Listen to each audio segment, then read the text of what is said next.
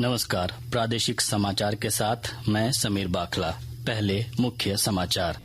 प्रधानमंत्री ने आईटीबीपी स्थापना दिवस पर कर्मियों की वीरता को किया सलाम। कहा, प्राकृतिक आपदाओं के दौरान उनके सराहनीय मानवीय प्रयास राष्ट्र के प्रति उनकी अटूट प्रतिबद्धता का प्रमाण।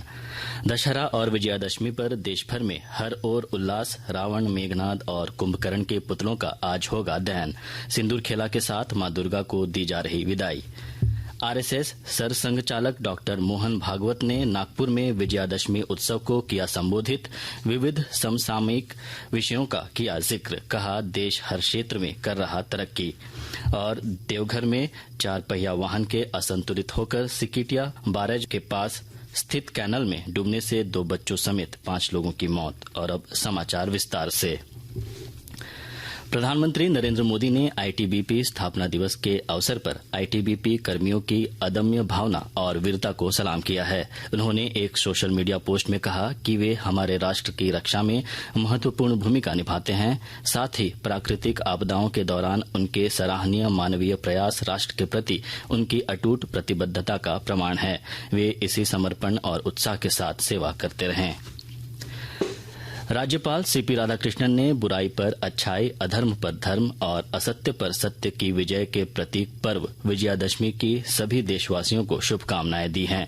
मुख्यमंत्री ने भी सभी को हार्दिक शुभकामनाएं देते हुए कहा कि विजयादशमी का यह पर्व आप सभी के जीवन में खुशियां लाए। सभी स्वस्थ और सुखी रहें, यही कामना करता हूं। रांची समेत राज्य के विभिन्न जिलों में आज शाम रावण, मेघनाद और कुंभकर्ण के पुतलों का दहन होगा। रांची में आयोजित कार्यक्रम में मुख्यमंत्री हेमंत सोरेन शामिल होंगे, जबकि खूंटी के महादेव मंडा में आयोजित रावण दहन कार्यक्रम में केंद्रीय मंत्री अर्जुन मुंडा शिरकत करेंगे। शारदीय नवरात्रि की समाप्ति के बाद मां दुर्गे को आज विदाई दी जा रही है। हजारीबाग में आज बंगाली समुदाय की महिलाओं ने सिंदूर खेलाकर एक दूसरे को विजयादशमी की शुभकामनाएं दी तथा मां भवानी के अगले वर्ष पुनः आने की मंगल कामना की। विजयादशमी के मौके पर खूंटी के अड़की और पंचपरगनिया इलाके में आज बड़ी संख्या में महिलाओं ने सिंदूर खेला का आयोजन किया। इस मौके पर महिलाओं के साथ साथ बच्चे, युवा समूह और पुरुषों ने कलश विसर्जन यात्रा में भाग लिया।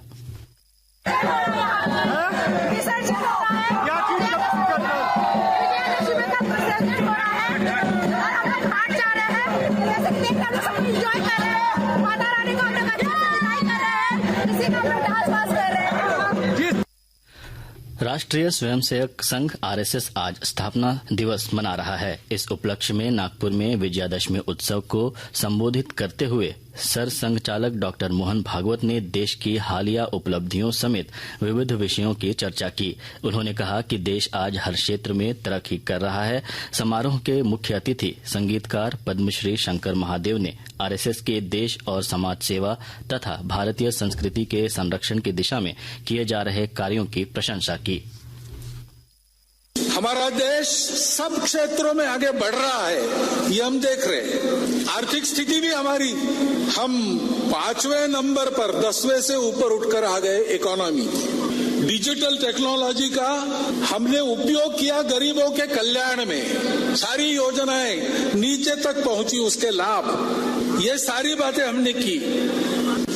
हमारे अखंड भारत का जो विचार है, हमारे कल्चर, हमारे ट्रेडिशन, हमारे संस्कृति को बचा के रखने में इस देश में आप लोगों से ज्यादा किसी और का योगदान नहीं है। मेरी माटी मेरा देश अभियान का आज राज्य स्तर पर समापन हो रहा है। इस सिलसिले में राजभवन में विशेष कार्यक्रम का आयोजन किया जाएगा। भारतीय अंतर्राष्ट्रीय फिल्म महोत्सव का 54वां संस्करण 20 से 28 नवंबर तक गोवा में आयोजित किया जाएगा। भारतीय पैनोरामा खंड के लिए 25 फीचर और 20 गैर फीचर फिल्मों का चयन किया गया है।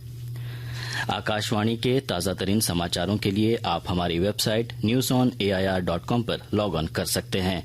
ताजा समाचार X handle @AIR news alerts और Facebook page All India Radio News पर भी उपलब्ध हैं।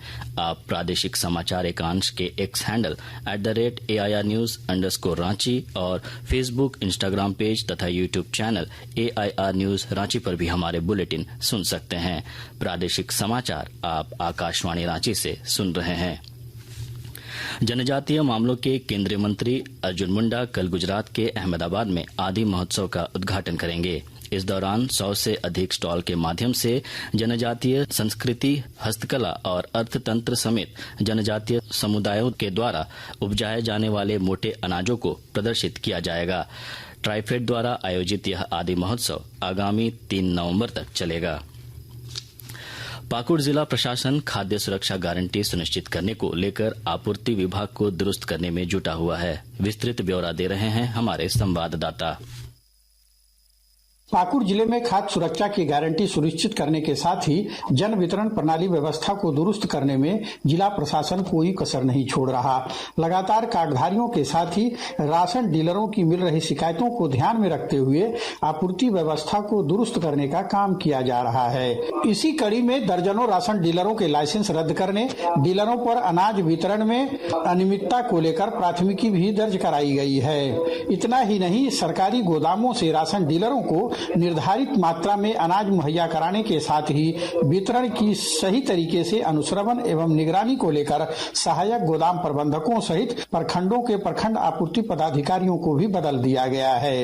राम प्रसाद सिन्हा, आकाशवाणी समाचार, पाकुड़। देवघर जिले के चित्रा थाना अंतर्गत सिकटिया बराज के पास स्थित कैनाल में आज सुबह एक 4 पहिया वाहन के डूबने से 2 मासूम बच्चों समेत 5 लोगों की मौत हो गई। घटना के संदर्भ में बताया जा रहा है कि एक ही परिवार के कुछ लोग गिरिडीह जा रहे थे। रास्ते में सिकटिया बराज के पास उनकी गाड़ी असंतुलित होकर कैनाल में गिर गई, जिससे यह हादसा हुआ। घटना की जानकारी मिलने पर पुलिस घटनास्थल पर पहुंची और गाड़ी को बाहर निकाला। शवों को पोस्टमार्टम के लिए देवघर सदर अस्पताल भेज दिया गया है। पुलिस मामले की छानबीन में भी जुटी है। वित्त वर्ष 2024 में भी भारत विश्व में सबसे तीव्र गति से बढ़ने वाली प्रमुख अर्थव्यवस्था बना रहेगा। वित्त मंत्रालय द्वारा जारी मासिक आर्थिक समीक्षा रिपोर्ट में कहा गया है कि खपत में वृद्धि के साथ निवेश में धीरे धीरे आ रही मजबूती और ठोस औद्योगिक गतिविधियां विकास को आगे बढ़ाने में सबसे आगे है। रिपोर्ट में कहा गया है कि औद्योगिक उत्पादन सूचकांक में इस वर्ष अगस्त में दोहरे अंकों में वृद्धि दर्ज की गई, जो पिछले 14 महीनों में उच्चतम है। राजस्व में नियमित रूप से हो रही वृद्धि के साथ केंद्र सरकार की वित्तीय स्थिति ठोस बनी हुई है। Women's Asian hockey champions trophy में शामिल होने के लिए आज मलेशिया की टीम रांची पहुंचेगी। जापान, भारत और कोरिया की टीमें पहले ही रांची पहुंच चुकी है। कल चीन और थाईलैंड की टीम रांची पहुंचेगी। रांची में 27 अक्टूबर से 5 नवंबर तक आयोजित होने वाले women's Asian hockey champions trophy में कुल 6 टीमें हिस्सा लेंगी। चीन के हांगझाओ में एशियाई पैरा खेलों में भारत ने अब तक 8 स्वर्ण, 8 रजत और 8 कांस्य सहित कुल 24 पदक जीत लिए हैं। आज के मुकाबले में अजय कुमार ने T64 वर्ग में पुरुषों की 400 मीटर दौड़ में रजत पदक जीता। एकता भयान ने F23 वर्ग में महिला पैरा क्लब थ्रो में कांस्य पदक जीतकर देश को गौरवान्वित किया। भारत ने इस बार एशियाई पैरा खेलों में 303 एथलीटों का दल भेजा है, जो 17 स्पर्धाओं में भाग ले रहे हैं। 2018 में इंडोनेशिया में एशियाई पैरा खेलों में भारत ने 72 पदक जीते थे, जिसमें 15 स्वर्ण, 24 रजत और 33 कांस्य पदक शामिल थे। अंत में मुख्य समाचार एक बार फिर। प्रधानमंत्री ने आईटीबीपी स्थापना दिवस पर कर्मियों की वीरता को किया सलाम। कहा, प्राकृतिक आपदाओं के दौरान उनके सराहनीय मानवीय प्रयास राष्ट्र के प्रति उनकी अटूट प्रतिबद्धता का प्रमाण। दशहरा और विजयादशमी पर देश भर में हर ओर उल्लास। रावण, मेघनाद और कुंभकर्ण के पुतलों का आज होगा दहन। सिंदूर खेला के साथ मां दुर्गा को दी जा रही विदाई। आरएसएस सरसंघ चालक डॉक्टर मोहन भागवत ने नागपुर में विजयादशमी उत्सव को किया संबोधित। विविध समसामयिक विषयों का किया जिक्र। कहा, देश हर क्षेत्र में कर रहा तरक्की। और देवघर में 4 पहिया वाहन के असंतुलित होकर सिकटिया बराज के पास स्थित कैनाल में डूबने से 2 बच्चों समेत 5 लोगों की मौत। इसके साथ ही आकाशवाणी रांची से प्रादेशिक समाचार का ये बुलेटिन समाप्त हुआ। नमस्कार।